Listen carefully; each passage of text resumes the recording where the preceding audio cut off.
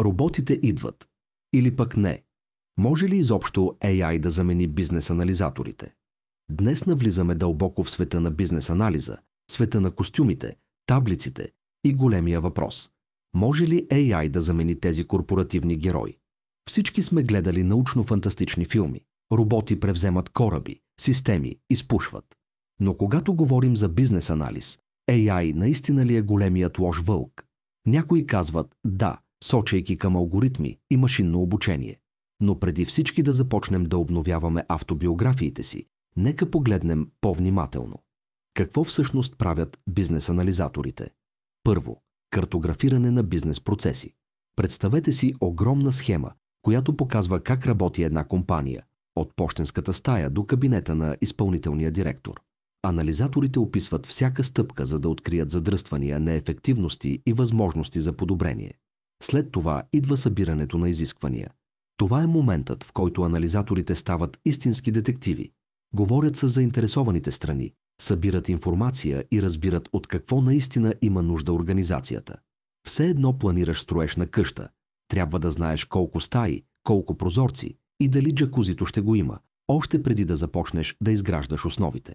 Следва изготвяне на бизнес обосновка. Анализаторите анализират данни, изчисляват разходи и ползи и представят предложението си на ръководството. Това е като да продаваш продукт, само че продуктът е нов начин на работа. След това идва проектиране на решение. Анализаторите определят как трябва да изглежда решението, какви системи да се изградят, какви процеси да се променят и как всичко да се свърже плавно и ефективно. И накрая имаме анализ на пропуските между нуждите на бизнеса и възможностите на системите. Това е моментът, в който бизнес анализаторите свързват реалните нужди на хората с това, което технологиите могат да осигурят. Мостът между какво искаме и какво е възможно. Сега към технологиите. AI е навсякъде. Той може да анализира огромни количества данни, да открива модели и да прави прогнози. Може да автоматизира събиране на данни, моделиране на процеси и дори части от проектирането на решения. Вече има много силни инструменти. Но AI е само инструмент.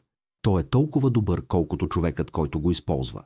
Тук идва причината, защо все още имаме нужда от бизнес анализатори. AI може да обработва числа, но не може да замени човешката преценка.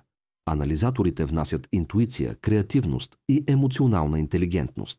Бизнесът е за хората, техните нужди, мотиви и страхове.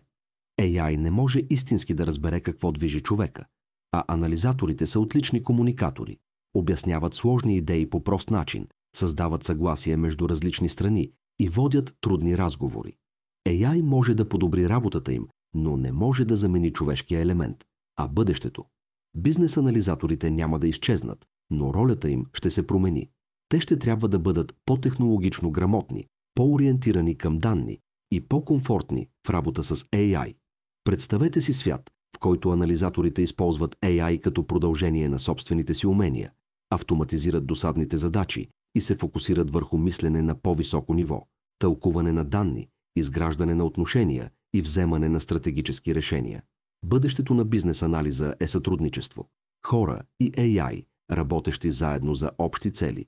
Затова към всички бизнес анализатори: приемете бъдещето, учете нови умения, адаптирайте се към новите технологии и никога не подценявайте силата на човешката връзка.